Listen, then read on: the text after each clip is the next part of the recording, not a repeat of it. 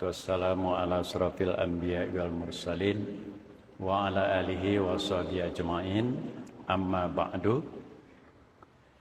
Jamaah tarawih yang dirahmati Allah, malam ini sesuai dengan tema kita sekilas membicarakan tentang tauhid dan sains. Kalau kita baca di dalam Al-Quran dan banyak ayat lainnya, tentu kita pertama kali oleh Allah diperintahkan untuk Iqra' bismi rabbikal ladzi khalaq, khalaqal insana min 'alaq, Iqra' wa rabbukal akram allazi 'allama bil qalam, 'allamal insana ma lam ya'lam.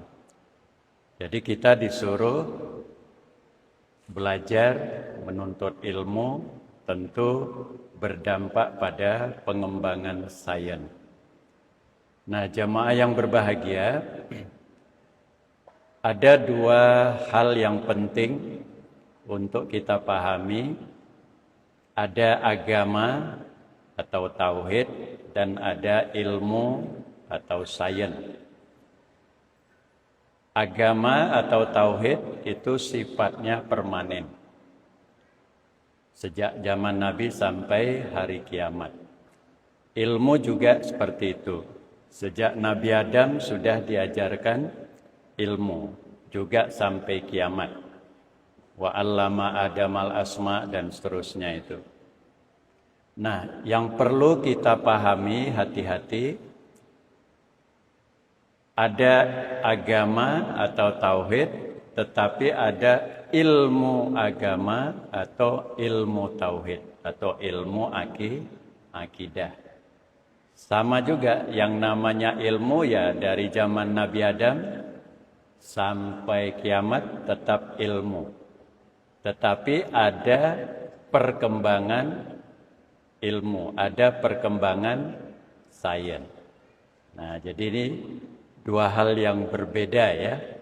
Jadi akidah, tauhid, agama itu permanen, qat'i, sains juga seperti itu. Tetapi ilmu akidah berkembang. Makanya di dalam Islam ada macam-macam aliran mazhab akidah. Ada Qadariyah, Jabariyah, Mu'tazilah, macam-macam. Nah, kadang-kadang akidahnya benar, ilmu akidahnya benar, tetapi perkembangan sainsnya yang keliru. Atau sebaliknya, perkembangan ilmunya yang benar, tetapi perkembangan ilmu akidahnya yang sudah ketinggalan zaman. Nah, saya ambil contoh, misalnya mikrofon ini, atau di sini ada botol aqua. Dulu kalau saya pukul dari jauh, tanpa menyentuh, aqua itu jatuh tanpa saya sentuh. Nah, waktu itu saya katakan itu ilmu sihir atau syirik. Berarti tidak sesuai dengan ilmu akidah. Tapi sekarang ada perkembangan ilmu namanya biomagnetik. Jadi kita ini sebenarnya punya magnet. Cuma kita nggak pernah latihan. Jadi untuk menjatuhkan aqua harus dipegang dulu. Tapi kalau saya mengembangkan ilmu biomagnetik, saya pukul dari jauh, aquanya jatuh. Nah, sekarang sudah tidak syirik, sudah sesuai akidah. Nah, jadi ilmu akidah berkembang. Sama, otot saya ya sebesar ini, jamaah juga.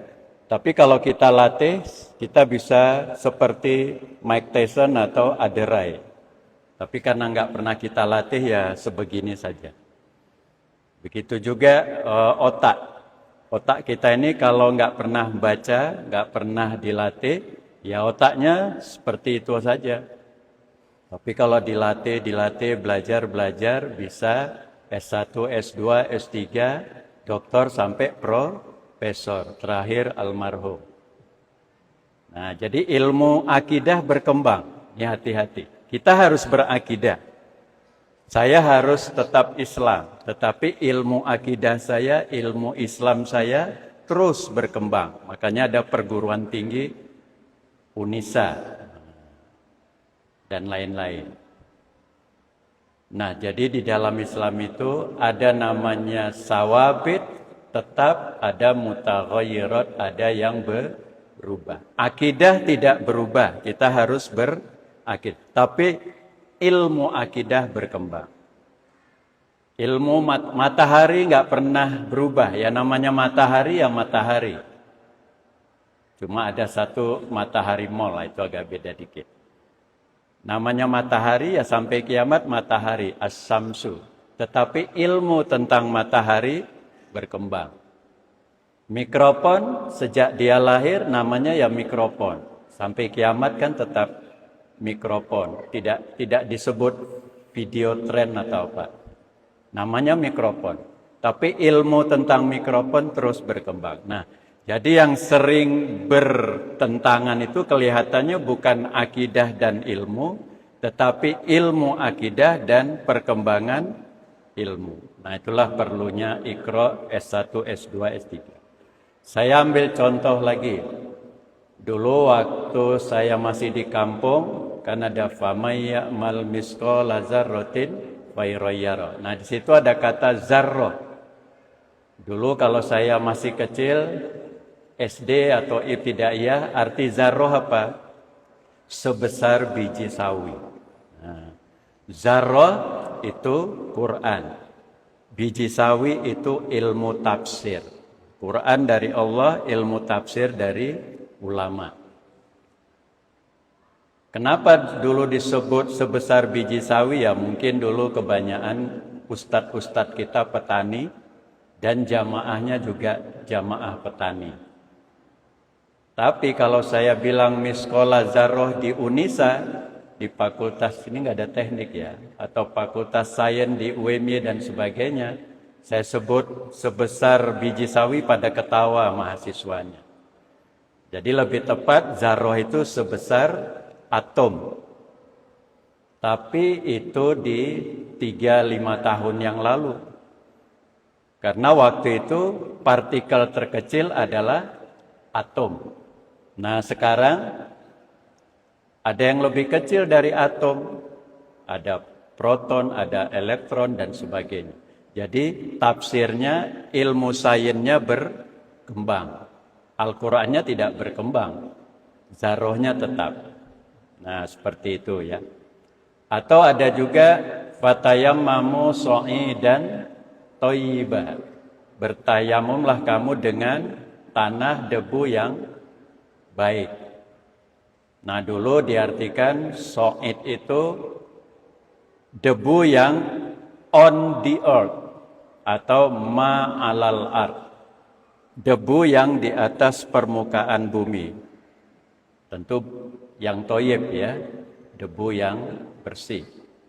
Tapi sekarang berkembang, ada penafsiran, kita tidak harus lagi bertayamum dengan tanah yang di atas bumi, tetapi dari on the earth berubah menjadi in the earth, yang di dalam bumi. Tadi ma alal ard, yang di atas on, menjadi ma fil ard, yang in di dalam. Nah, saya nggak tahu Muhammadiyah sudah memutuskan nggak, tetapi kalau Bapak Ibu bro and sis itu naik kereta api, naik pesawat, tidak ada air, pasti tayamumnya kemana? Ke dinding pesawat, ke tempat duduk, yang penting thayyib, nggak perlu lagi cari debu. Nah, itulah perkembangan. Ayatnya tetap sha'idan thayyiban. Nah, makanya ilmu sains ini berkembang, tetapi saya ambil contoh lagi, misalnya ada seorang tokoh mengatakan di dalam kitab suci non-muslim, berapa usia bumi ini? Katanya di kitab suci mereka sekitar 6.000 atau 7.000 tahun. Nah, sekarang sudah, apakah hari kiamat itu nanti terjadi di tahun ke-7.000, berarti 5.000 tahun lagi. Tapi kata pakar matahari itu akan habis kira-kira 4,5 atau Ada yang hitung 6 miliar tahun lagi. Jadi kiamatnya kira-kira 6 miliar tahun lagi. Jadi jauh sekali. Nah, bagaimana dengan Al-Quran? Alhamdulillah untungnya Al-Quran nggak membatasi. Terserah Allah saja. Nah, tapi Allah mengatakan kiamat pasti ada. Kapan? Nah, tunggu saja tanggal mainnya. Tapi kayaknya kalau kita ini tidak akan menikmati kiamat. Nah, jamaah yang berbahagia, jadi sekali lagi sains itu berkembang, ilmunya ya, berkembang, agama, tauhid juga berkembang. Jadi sebenarnya kadang-kadang perkembangan ilmu sebegitu hebat, sekarang ada AI ya, artificial intelligence, jadi wajah saya ini bisa dirubah menjadi seperti Ronaldo atau seperti Messi. Jadi saya nendang-nendang bola, saya sendiri yang nendang, tapi direkayasa wajah saya seperti Messi. Nah, sekarang banyak sekali ya. Bahkan sekarang dibikin kayak gambar gemoy gitu ya. Luar biasa, hanya beberapa detik atau menit kali. Nah, ini hati-hati juga Kemarin itu ada Pak Presiden Jokowi pidato dalam bahasa Cina. Wah, lancar sekali. Setahu saya beliau nggak pintar bahasa Cina ya. Bahasa Indonesia aja agak lambat ngomongnya ya, mungkin karena hati-hati. Apalagi bahasa Cina kok lancar sekali. Nah, luar biasa perkembangan artifisial. Atau Pak Prabowo pidato dalam bahasa Arab. Nah, karena dia pernah di Jordania. Tapi setahu saya dia nggak mahir bahasa Arab. Kalau bahasa Inggris mungkin bisa ya, atau bahasa Jerman sedikit. Nah, itu perkembangannya luar biasa. Jadi kita hati-hati di HP ini. Nah, yang terakhir sebelum diingatkan oleh wasit ya. Ini ada Albert Einstein, itu penemu atom ya. Dia pernah meramalkan bahwa kita sudah melewati perang dunia pertama dan kedua. Dan kalau nggak salah Albert Einstein itu hidup di Perang Dunia Kedua ya. Itu ada majalah Time 1947, tinggal googling saja. Nah, waktu itu dia agak menyesal kok bisa menemukan atom ya. Karena disalah gunakan. Jadi Albert Einstein pernah meramalkan kita dunia ini akan menuju Perang Dunia Ketiga. Sekarang sedang OTW gitu. Perang Dunia Ketiga. Ini ramalan dia ya. Nah, tapi Bapak Ibu nggak usah khawatir, mungkin kita sudah meninggal semua. Apakah Rusia Ukraina itu OTW Perang Dunia Ketiga atau Israel sekarang? Wallahu a'lam bishawab. Tetapi ini prediksi Albert Einstein. Nanti setelah Perang Dunia Ketiga, kata dia, kita akan menuju Perang Dunia Keempat. Karena Perang Dunia Ketiga semua sudah hancur, termasuk UNISA ini. Nauzubillah ya. Ini ramalan, kita nggak usah khawatir. Tapi masih lama. Nah, jadi semua akan hancur, pohon-pohon habis. Bahkan kita kesulitan melihat matahari.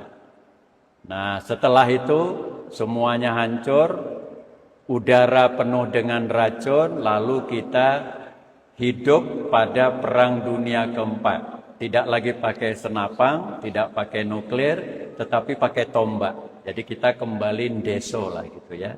Deso masih lumayan ya, ini datu gitu ya, batu ya. Nah, jadi itulah ramalan-ramalan beliau. Nah, oleh sebab itu kita sebagai muslim yang bertauhid, kita tetap yakin man amila solihan, siapa yang beramal soleh, atau mandalla ala khairin falahu ajrun kamisli fa'ili. Siapa yang menunjuki kebaikan, melakukan kebaikan atau menginspiring orang lain pada kebaikan, maka dia mendapat ganjaran seperti orang yang melakukan. Khairukum anfa'uhum linnas. Sebaik-baik kamu adalah yang paling banyak manfaatnya buat orang lain. Saya kira itu. Jadi masalah tauhid tidak ada masalah, tetapi tadi kita harus merevisi ilmunya itu di UIN ya, UNISA juga mungkin, UMY, UAD, tapi juga UGM, UI dan sebagainya juga sekarang sudah mulai mempertemukan tauhid dan sains. Nah biasanya kalau habis ngajar saya nyampaikan ke mahasiswa jangan percaya dosen 100%. Nah kepada jamaah jangan percaya semua penceramah 100%. Assalamualaikum warahmatullahi wabarakatuh.